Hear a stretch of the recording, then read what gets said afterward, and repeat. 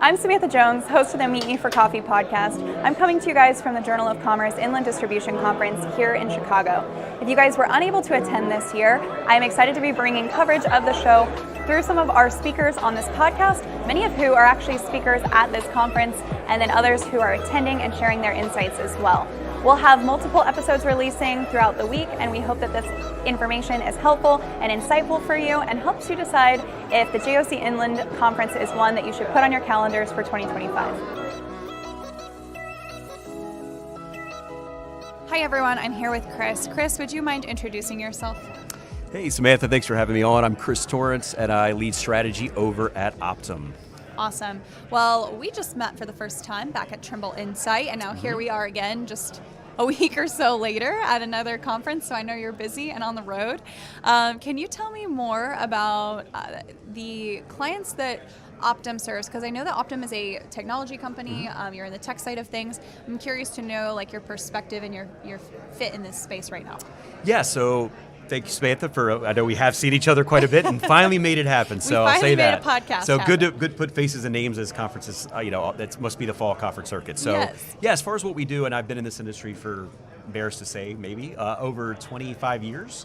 So seeing really my perspective has been worked at shippers, carriers, brokers, the whole full 360, and I'm a tech guy at heart, and Optym by name is an optimization company. And so what we do is effectively go into various modes of transportation. We started out in rail and airlines, got into some autonomous mining, more recently into LTL, surface trans, and work with a lot of the big national carriers in LTL. And I was brought on about a year and a half or 2 years ago after being in this space, optimization space. And simply put, we go into a lot of these larger fleets, I say larger, some are a couple hundred up to 10,000, and really identify areas that we feel that a machine or a calculator, as I said off camera, as I often say for simple analogies, can do more efficiently and at a faster rate of speed.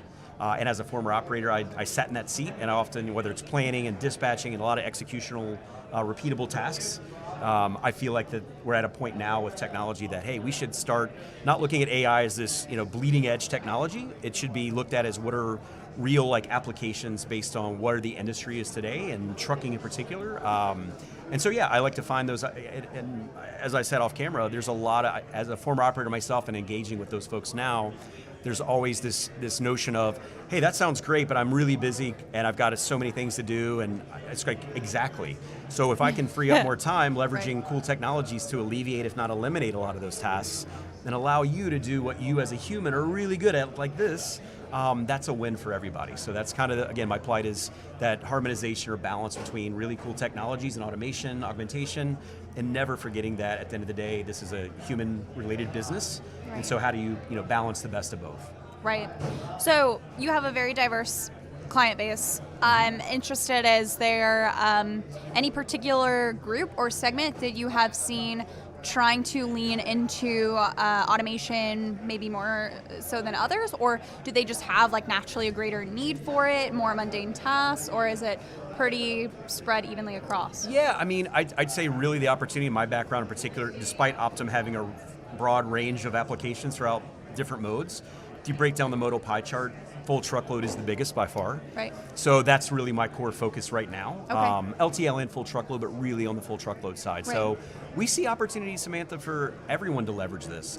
There's never, every company I know is trying to do more with less, especially in a deflationary down market we've been in.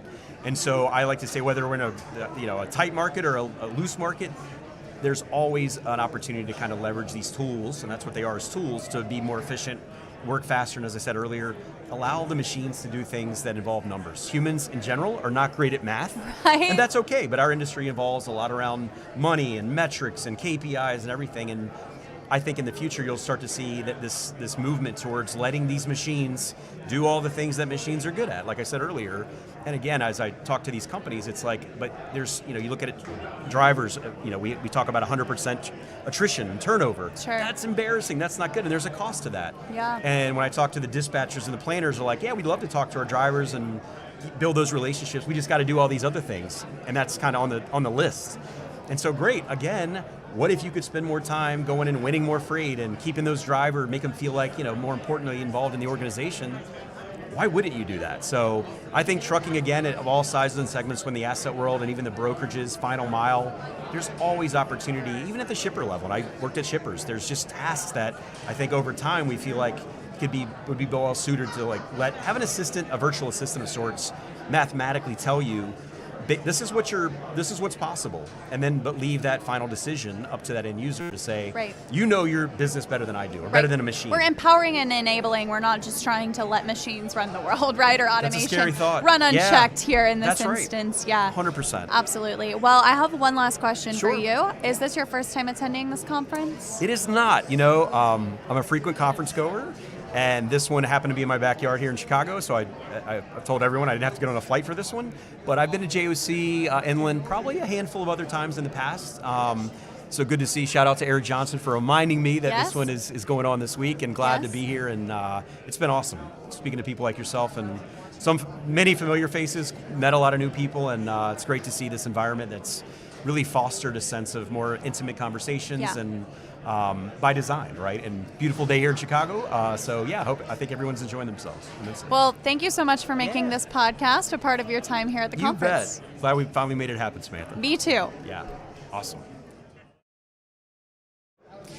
Hi everyone, I'm here with Ari Ashe from the Journal of Commerce. Ari, can you please tell us a little bit more about what you do and what you've been doing today as you've been kept very busy with this conference? Well, that's a big question. I'll start with who I am. So I cover, from an international perspective, the Southeast ports. From a domestic perspective, I cover actually and international, everything intermodal, no matter the container size. Yeah. And then I help out with the truckload coverage, because part of covering intermodal rail is covering trucking at the same time, because it's always a constant push and pull between, do you send freight on a train or a truck? So you kind of need to do both to be able to handle it. Awesome. Well, you have been moderating panel discussions probably several times today. Yes. I'd love to know, day 2, we're wrapping up day 2, so high-level thoughts, takeaways, things that were said that you found interesting. Give us the cliff notes of the day. So I would say from the sessions, I think there are two things. One related to the sessions, one sort of outside of the sessions. Okay. From the sessions itself, we really are trying to focus our content, particularly during the day, on what shippers should expect if they're doing a bid that goes live in Q1 of next year or early Q2 of next year, whether it's a truckload bid or a truckload and intermodal bid. And so we got a lot of good content, and maybe I don't want to give it all away just because this is the reason why people should be coming to Inland, but we got a lot of good content from Adam Miller, the CEO of Knight Swift Transportation, on where he thinks the truckload and intermodal rates will land. We did a session where we spoke to 3 asset-based intermodal providers, 1 non-asset-based provider, got a sense walking through all the various parts of the United States, what rates they think we'll be doing in intermodal rail for those bids again in early Q1 or Q1 and early Q2 for intermodal rail. So I'm hoping most shippers that have attended and the people that will attend in the future come out of a day like this one with an idea of what they should expect in round 1 of those RFPs. Where it lands in round 2, you never know, because a lot of external factors happen. But those initial responses that you get when you put that RFP to the street in November or December, I hope most shippers now are better prepared for what they think they'll see. I love that we have this conference in budget season. And October is perfect timing when everybody's trying to say, I have to submit my budgets, my plans, the RFP, like what we're expecting to see. If we were having this conversation in, June, something like that, it would be a lot more guesstimating instead of, okay, like we are in the next couple of months, like we actually have to start making decisions on this. And so I think it's super timely and very relevant in helping people as they're probably actively in conversations right now, starting to form those budgets and make their plans for the next year. Well, it also leads to the other major part of what Inland is about, and we're starting it this year really, is having those meetings. So it's not just the content on stage.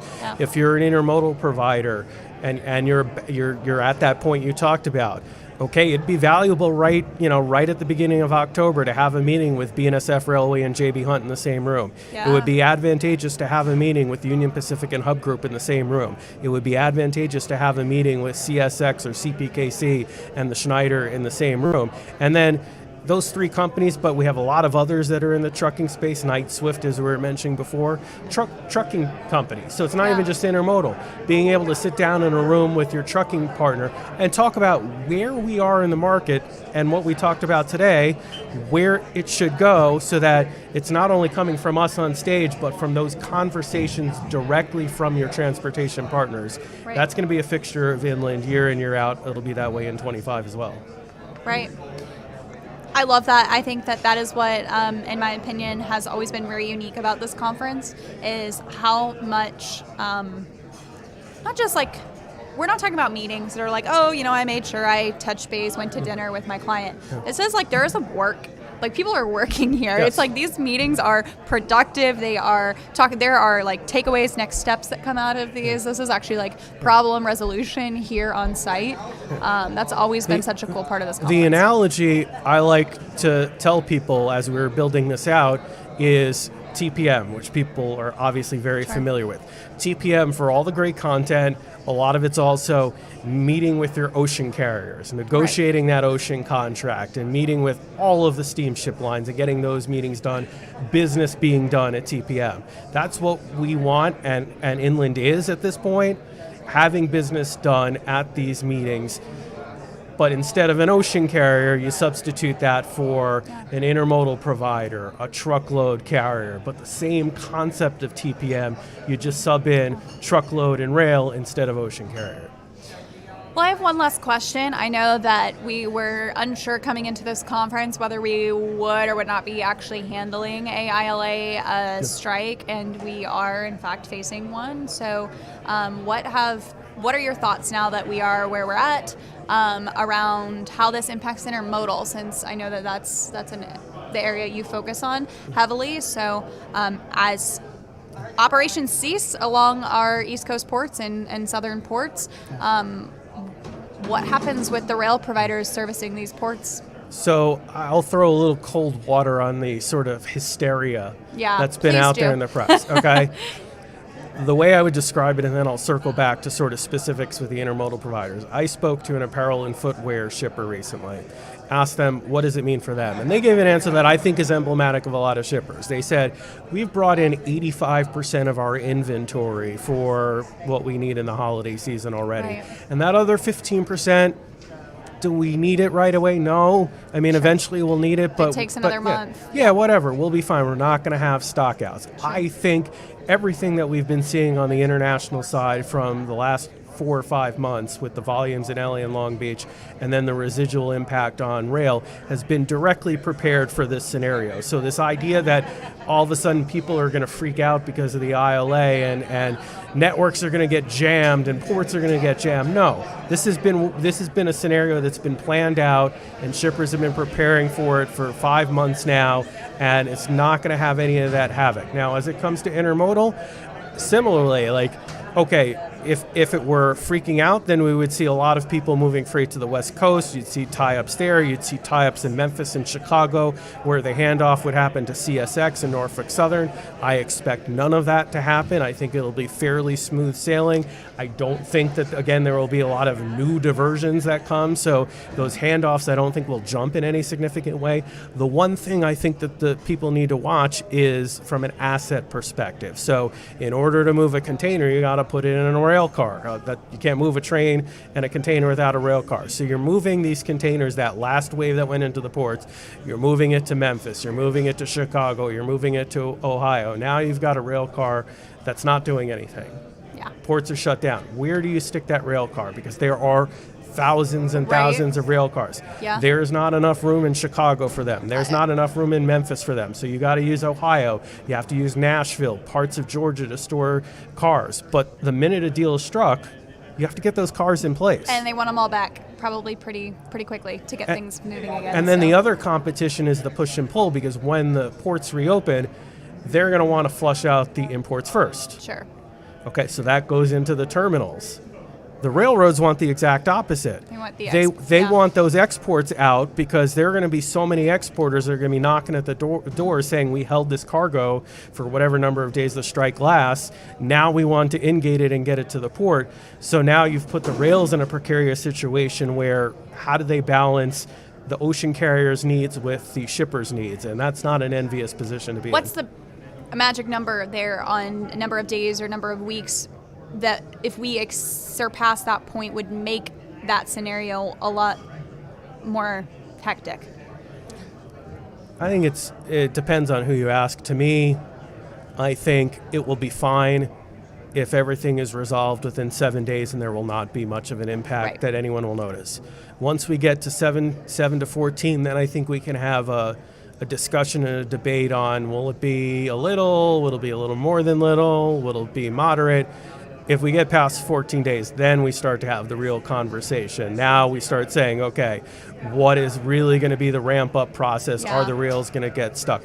I don't think personally it will last that long. This is just me speaking and I have no inside knowledge. But if I were the Biden administration, I would say you guys have X number of days to negotiate a deal. We respect the right of the union and we will publicly support the ability for the ILA to strike, but we're not going to support the ILA strike forever. And you've got X number of days, whether it's Sunday night at 11:59 or next Monday at 11:59. Reach a deal by then, and if you don't reach a deal by then we're going to enact the power we have under Taft-Hartley, which would automatically bring them in and start an 80-day cooling off period. I think that it was the I don't want to get the title wrong. Is it the president of the ILA or whoever their leader is? He already spoke and addressed Taft-Hartley and said.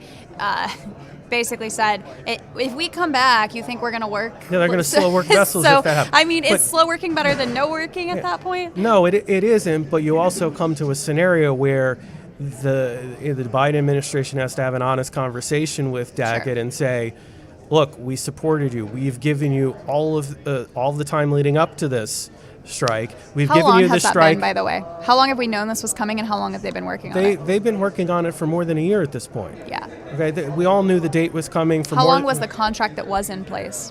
I don't recall. I think it was 4, but don't quote me. I want to say it was somewhere between 4 and 7. But we all knew the date. We were all talking about this at the Journal of Commerce a year ago. This isn't even like a last 6 months. We are talking like over a year. So the Biden administration, I think, is going to say at some point, come on, like you had all this time to negotiate it. We supported your right to strike, but you also have to understand that if the American consumer gets materially hurt by it because it's going 4 weeks, 5 weeks, 6 weeks, 2 months, that there will be political ramifications for the Democratic Party in the November elections, and then there are a whole host of issues that obviously Republicans would bring to the forefront that would be stuff that unions would not like. Yeah. And so I don't know where that line is, but I would think that Daggett would have to understand and respect the fact that the Biden administration allowed them to strike, and that there has to be a reasonable leash on how long the strike can go before you need to pull the plug on it. I think that's more than fair. I think I try to be very understanding of the current, presidential party. It's like nobody wants to be the sitting president that tells thousands of union workers, especially when you say you're pro-union, right? And then you go and force them to work. So that was the hard part because I was the first to admit I'm wrong. I thought a month ago that they would have enacted Taft-Hartley before anything happened. But clearly, from a political perspective, the Biden administration got stuck in a place where the Teamsters nationally didn't endorse anyone. Sure. And from all the reporting I've seen, one of the issues they brought up with the Harris administration was the rail strike that did not happen in the United States 2 years ago because Congress intervened with a piece of legislation to stop it. And if there was another scenario where the Biden administration or Democrats on the Hill stopped a strike from happening, it is very real that the Teamsters would say, you say you respect our right to strike, you say you're pro-union, but when it counts, you don't back up our right to strike. So they were almost painted into a corner where they couldn't really stop this strike from happening unless they were willing to accept ramifications from the unions. Sure. And then I try to see it from the other side where I understand automation and what that means to what concerns, I guess I should say, that sparks with these port workers around automation and their fears of job loss. And then I also understand like asking for pay increases that everyone else has gotten over the last couple of years when they threatened strikes or progressed in their negotiations and contracts. But I think what's going to have to happen is we're going to have to balance this line of like, you are union members of the ILA and you are also American citizens, right, who are going to be just as impacted as the rest if this does become a prolonged situation. Someone is going to blink first. Yeah. As much as Harold Daggett is rah, rah, rah, these are longshoremen who, as they're striking, are not getting paid because they're striking. Eventually, they get to a place where they've got bills to pay and families to feed. And so the question becomes either side. The ocean carriers might blink first themselves. But one of the sides are going to blink, and Daggett, if it's Daggett, then he may lose the support of the ILA after a certain period of time when the longshoremen themselves start feeling it in their pocketbooks. Sure. Well, thank you so much for letting us dive in on this topic because obviously it is very timely and I know that there's a lot of questions. I believe 2 years ago when you mentioned the rail strikes, wasn't that the same week as this or the week before this conference or during this time? So the rail strikes were supposed to happen 2 years ago in September, late September. And then what ended up happening was the administration jumped in and did a 60-day cooling off period, which punted it over, eventually it punted it over to December. And then it was right around Christmas time and even the Bernie Sanders of the world and Elizabeth Warren said, okay, we get it. We respect unions, but we also can't have this happen around Christmas. So they sort of relented and said, we got to order them back to work. We got to use other ways indirectly to support their causes after the deal is arbitrated. So that's what they did. They forced them back to the work, and then afterwards they kind of went to the railroads and said, let's settle these issues now that a deal's been reached. Well, I was here at JOC Inland that year. We had plenty to talk about. There's obviously now plenty to talk about this year as well. So I love that the timing of it at least falls when you truly have people who are focused on intermodal, full truckload, transload, drayage, LTL. We're all right here together, like talking about how this is impacting us and what it's going to mean for us. So very timely discussion. Will you be here September 29th to October 1st, 2025 here at the same hotel for Inland 25? I plan on it. Will you be here? If I still have a job, then yes. I hope I still have a job. After what you just said, no. I hope I still have a job, and if I do, then I will be here. Well, we would encourage anyone listening to make it a priority to attend next year. What's one of your favorite parts of this conference each year and a reason you would recommend to someone else that they should consider attending next year? I think it's all about the forward-looking nature of it. I come out of this every year on stage with these discussions, having a much clearer idea where a truckload bid is likely going to land, at least for the first quarter. It may not last beyond that, but for the first quarter of the upcoming year, I get a clear idea of where truckload should land, where intermodal should land, and for the shipper, that gives them information on, again, how to budget their transportation cycle. And then outside of what I do, I have already spoken to shippers here who have gotten tremendous value out of a BNSF JB Hunt meeting, a UP Hub meeting, a Schneider CPKC meeting. So, the other aspect is for the shippers, like it's not just what we give you on stage that you can take home, but what you get in those meetings. And there's no, you get it in the front half of the year from the RELA conference and the food shippers, but there's no event that's this close to really where bid season heats up that you can have those types of conversations other than inland. Awesome. Well, thank you so much for making time. I know you've been talking all day, but I appreciate you saving some of your words to jump on the podcast, and thank you for being here. Sounds good. Thank you. I hope you enjoyed this episode. If you guys want to be part of the Journal of Commerce Inland Distribution Conference in 2025, I highly recommend you follow S&P Global on LinkedIn. You can find and connect with Eric Johnson, Ari Ashe, or William Cassidy on LinkedIn as well, and you will be sure to see all of their updates around next year's conference. Or you can also follow the Meet Me for Coffee podcast, where we always promote and help to cover the show.